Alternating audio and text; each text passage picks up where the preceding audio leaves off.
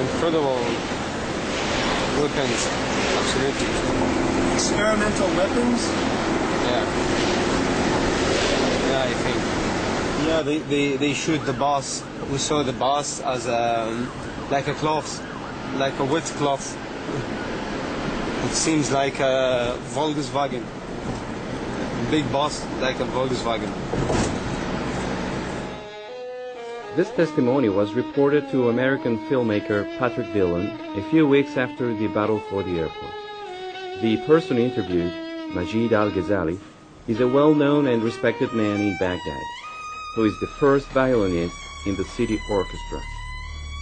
In addition to describing the battle, Majid Al-Ghazali wanted to show Patrick Dillon the site near the airport where the mysterious weapon was used, along with the traces of fused metal still visible, and the irregularly sized ditches where the bodies were buried before they were exhumed. We sought out Majid Al-Ghazali to hear more details of his story. We met up with him in Amman, and he pointed out some inexplicable peculiarities on the bodies of the victims of the battle for the airport. Just the head was burned, and the other parts of the bodies wasn't anything that happened on it. Al-Ghazali reported that he had seen 3 passengers in a car, all dead, with their faces and teeth burnt, the body intact, and no sign of projectiles. There wasn't any bullet. I saw they teeth, just their teeth, and no eyes.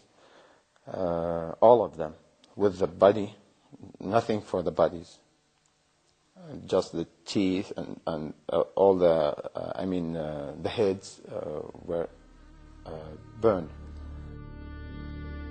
There were other inexplicable aspects. The terrain where the battle took place was dug up by the American military and replaced with other fresh earth. The bodies that were not hit by projectiles had shrunk to just slightly more than 1 meter in height.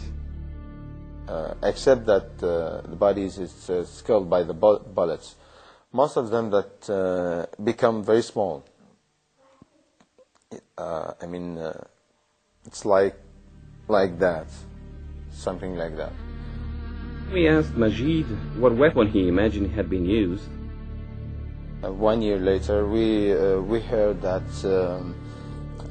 this is update technology. They used a unique one. It's like lasers.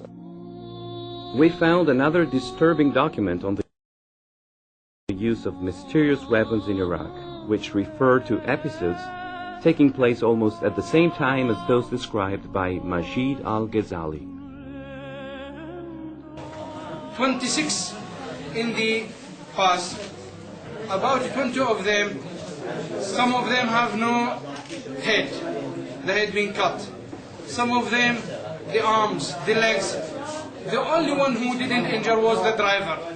And really, I don't know how he reached our hospital, because one hand, one arm was in his lap, one head beside him. It was a very, very strange, horrible thing. In the roof of the car, there was part of the body, momentum, intestine, brains. Yes, all parts of the body. It was miserable. It was very, very, very, very miserable. I told them before. Do you have idea with what kind of weapons they attacked that bus? The bus, we didn't know what kind of weapon would be hit. Really, what we saw, cut arms, cut legs, cut head, abdomen, open abdomen, viscera outside. It seems to be a new weapon. It seems a new weapon. They try to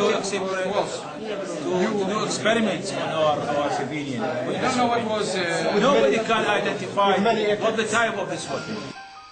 We went to Belgium to find the filmmaker of the sequence, Geert van Moorter, a doctor working as a volunteer in Iraq.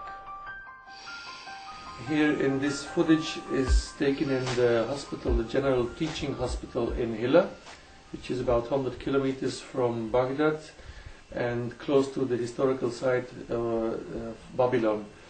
Here we had a talk with the colleague Dr. Saad Al-Faluji, which is the chief surgeon in that hospital. Dr. Al-Faluji said me that from the survivors that he operated, that they said they did not hear any noise. So there was no explosion to hear, no metal fragments or shrapnels or bullets in the bodies. So they themselves were thinking of some strange kinds of weapon which they did not know. Let's hear Dr. Saad Al-Faluji's story about this more in detail. In this pass, it was very crowded. They went from Hilla to Kifl to see their families. But before they reached the checkpoint of American checkpoint, they returned back. They said to them, please return, the villagers. They said to them, return back, return back. When he tried to return back, they shoot him from the checkpoint. No gunshot wounds. No, I don't know what it was really. We are here 10 surgeons. We couldn't decide what was the weapon which been hit this car. But inside the bodies you did not discover ordinary bullets. All of them we didn't find bullets. Yeah. We didn't find bullets. But most of the injured people been dead, so they took them immediately to the refrigerator. We couldn't dissect and see. But those who are alive, we couldn't find any kind of shells. We didn't find shells inside their body. Something cutting organs, cutting limbs, attacking the neck, attacking the abdomen, and goes out.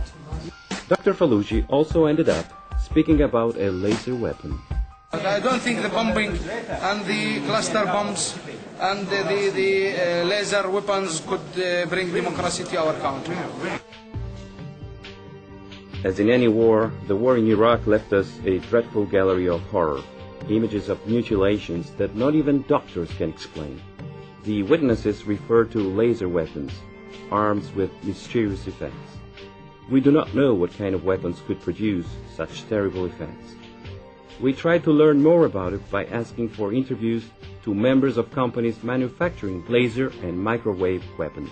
Yet, the U.S. Defense Department prevented any information from being released to us. They also did not answer, up to the time the film was edited, the questions we had sent them in order to know whether or not experimental weapons had been tested in Iraq and Afghanistan. We tracked down the Pentagon press conferences from before the beginning of the Second Gulf War to see if they spoke about any new weapons being tested. The words of the Secretary of Defense and General Mayers indicate a willingness to